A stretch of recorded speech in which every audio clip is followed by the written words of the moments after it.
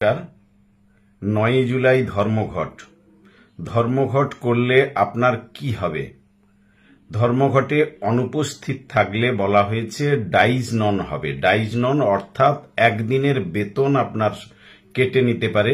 এটা সবচেয়ে বড় কিছু করতে চাইলে তারা সেটাই করতে পারবে।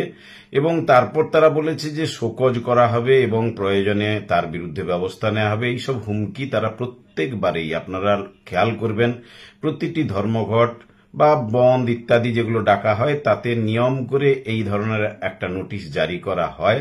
বিগত যে ধর্মঘটগুলো হয়েছে সেখানেও আপনারা দেখবেন এরকম ধরনের এই নির্দেশিকা জারি করে একটা ভয় দেখানোর যে রীতি সেটাই কিন্তু হয়। বাস্তবে কিন্তু আমরা শিক্ষক শিক্ষিকাদের বা বিদ্যালয় স্তরে আপনারা কেউ দেখাতে পারবেন না যে তাদের কারো ডাইজ নন বা বেতন কেটে নেওয়া হয়েছে। তারা সর্বোচ্চ নিতে পারে, নিশ্চয়ই একদিনের বেতন ধর্মঘট করলে তারা কাটতে পারে।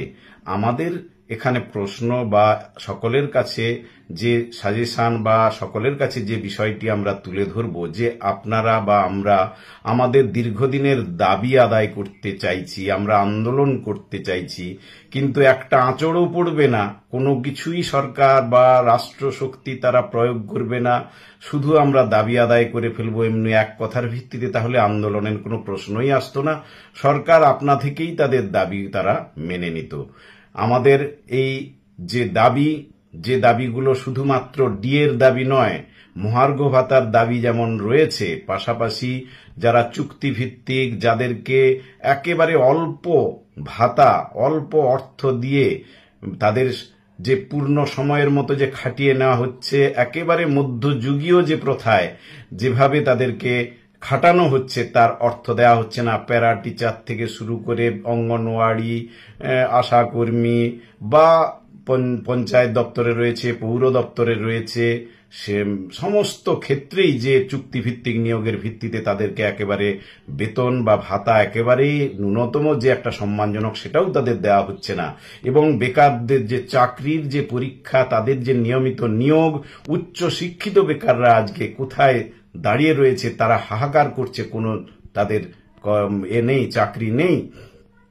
এই অবস্থায় সার্বিকভাবে এই দাবিগুলোকে সামনে রেখেই কিন্তু ধর্মঘট, পাশাপাশি যোগ্য শিক্ষক শিক্ষিকা শিক্ষাকর্মী তারা আজকে রাস্তায়, তাদের কোনো দোষ না থাকা সত্ত্বেও তাদেরকে আজকে চাকরি থেকে বঞ্চিত করা হয়েছে। তাদের ভবিষ্যৎ কি হবে সে জায়গায় আমরা এখনো পর্যন্ত কেউ জানি না যে কোন জায়গায় নিয়ে যাওয়া হচ্ছে তাদের ভবিষ্যৎকে।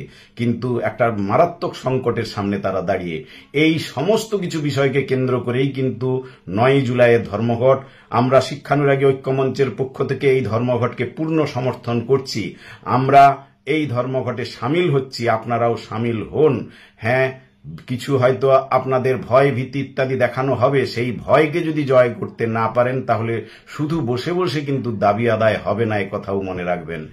রাষ্ট্রশক্তি তারা বিভিন্ন শক্তি প্রয়োগ করার চেষ্টা করবে, কিন্তু আপনারা যদি সকলে এক থাকতে পারেন, আমরা যদি সবাই এক থাকতে পারি, তাহলে কতজনের বিরুদ্ধে তারা ব্যবস্থা নেবে? কোনোদিন তারা সেই জায়গায় যেতে পারে না। তারা ভয় দেখাবে, ভয় দেখিয়ে আপনাকে কতটা নিরস্ত করা যায় সে চেষ্টাটাই তারা করবে। সেই জায়গা থেকে যে ডাইজ ননের হুমকি দেওয়া হয়েছে, প্রয়োজনে তারা একদিনের বেতন কাটুক, আপত্তি নেই, কিন্তু যে বঞ্চনা, যে আক্রমণ সমস্ত স্তরে নামিয়ে আনা হয়েছে তার বিরুদ্ধে প্রতিবাদ, সর্বস্তরে একত্রিতভাবে প্রতিবাদ সংগঠিত হোক। এর মধ্য দিয়েই কিন্তু দাবি আদায় সম্ভব, না হলে কিন্তু শুধু আইনি প্রক্রিয়ায় এই সমস্ত দাবি আদায় হবে না। রাস্তায় নামতে হবে, সর্বস্তরের মানুষকে বলছি, চুক্তিভিত্তিক, পার্মানেন্ট, সমস্ত স্তরের সাধারণ মানুষ বিভিন্ন দাবিতে যে ধর্মঘট হচ্ছে সেই দাবিতে আপনারা সকলে সমবেত হন, একত্রিতভাবে এই ধর্মঘট সফল হোক। এর মধ্য দিয়ে সরকারের কাছে একটা যে বার্তা, সে বার্তা যাক, যার মধ্য দিয়ে সরকার বাধ্য হবে এই দাবিগুলোকে মানতে।